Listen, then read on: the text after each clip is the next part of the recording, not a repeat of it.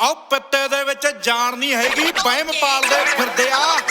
ਕਹਿੰਦੇ ਕਿਸੇ ਤੇ ਰੱਖ ਚਲਾਉਣੀ, ਮੋਢੇ ਭਾਲਦੇ ਫਿਰਦੇ ਆ।